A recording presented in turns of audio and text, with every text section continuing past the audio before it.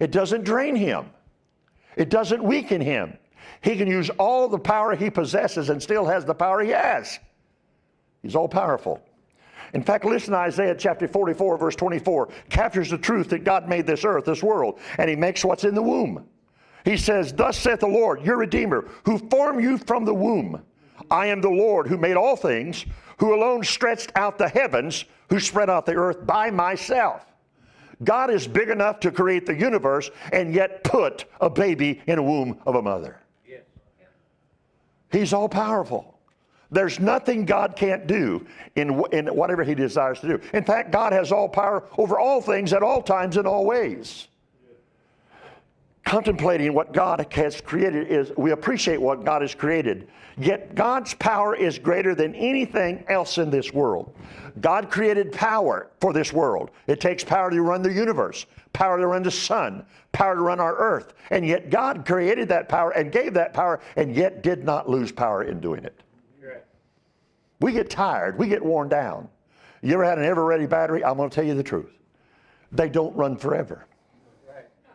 I may have a bunny with the drums, but I'm going to tell you what, my ever-ready battery is going to die. And that rabbit's going to plump for the last time. God doesn't run on batteries. God is the power within himself. He possesses a power that is always there. Now, I use a definition of God's power. God has both the authority and the ability to accomplish all he intends to do. Not only does he have the authority to do it, but he has the power to do it. Not only does he make the commands and rules of the universe, but he has the power to do it. Can you imagine your hands controlling this universe and keeping everything exactly a distance apart and spinning planets just at the right speed and bending them at the right angle? And yet God does that and at the same time controls the whole universe, and yet he can live within our hearts.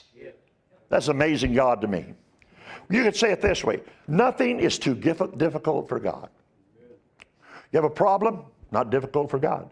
You have a situation, a financial situation? Not difficult. If he owns a cattle on 1,000 hills, he owns everything in this universe. And God can take care of your needs. I've talked to people who tell me that their financial need is so bad. They told me about it, and I almost fell over. But I know a God, and I know people, that God is taking care of their financial needs. They were under thousands and thousands of dollars. They were going to lose everything.